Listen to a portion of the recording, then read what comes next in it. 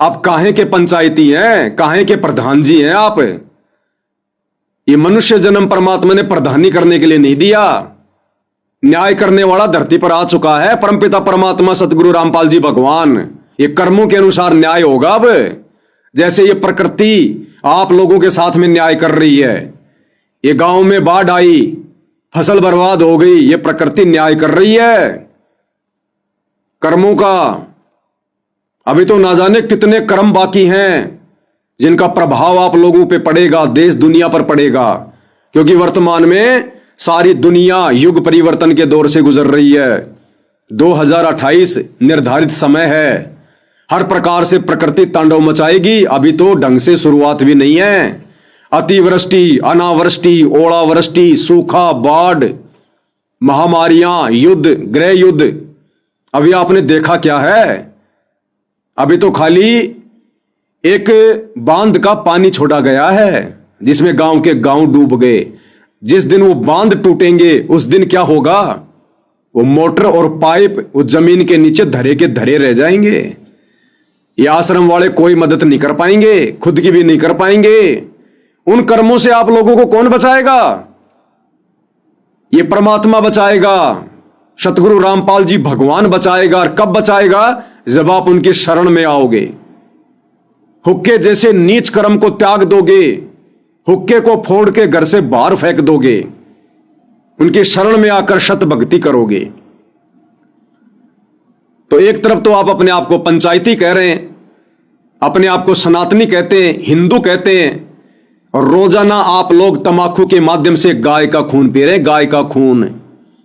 सतगुरु रामपाल जी अपने ही पुराणों से दिखा रहे हैं, बता रहे हैं कि तमाकू की उत्पत्ति गाय के खून से हुई है, गाय के खून से।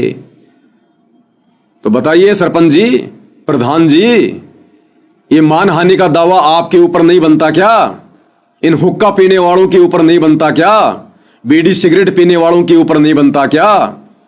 अरे गाय तो आपकी भी मां है, और यदि आपकी मां का कोई खून पिएगा, तमाकू पिएगा, तो क्या आप उसके ऊपर मानहानि का दावा नहीं करोगे? और यदि आप हुक्का पी रहे हैं, अपनी मां का खून पी रहे हैं, गाय का खून पी रहे हैं, तो क्या कोई आपके ऊपर मानहानि का दावा करने का अधिकारी नहीं है? तो भाई पहले पंचायती बनो,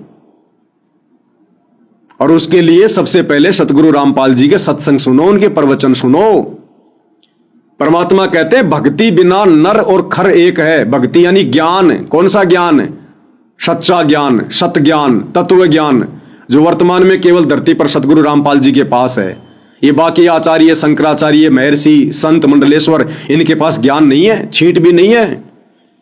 सतगुरु रामपाल जी की शरण में आकर इनका यह तत्व ज्ञान समझे बिना खुद कबीर भगवान कह रहे हैं कि वो प्राणी और गधे में यानी खर में कोई अंतर नहीं है। तो जब तक भाई इस देश दुनिया का कोई भी व्यक्ति, जिसमें राजा भी आ गया, जिसमें प्रजा भी आ गई, जिसमें आप प्रधान जी भी आ गए, सब आ गए, जो व्यक्ति सतगुरु रामपाल जी से उपदेश लेकर सत भक्ति नहीं करता है, उसको सतगुरु रामपाल जी ने, कबीर भगवान ने गधे की श्रेणी में लिया। गधे की श्रेणी में।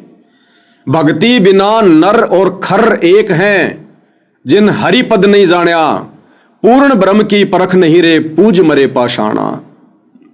इन पत्थर पूजने वालों को सतगुरु रामपाल जी ने गधे की श्रेणी में रखा है, जो मनुष्य जन्म प्राप्त करके भी सच्चे सतगुरु के सत ज्ञान से वंचित रहकर और अंत में 84 लाख योनियों में गधे की योनि ही प्राप्त करेंगे। तो ऐसा व्यक्ति मनुष्य जन्म प्राप्त करके भी गधे की ही श्रेणी में है, जो व्यक्ति शास्त्र अनुकूल सत भक्ति सच्चे सतगुरु की शरण में आकर नहीं करता है।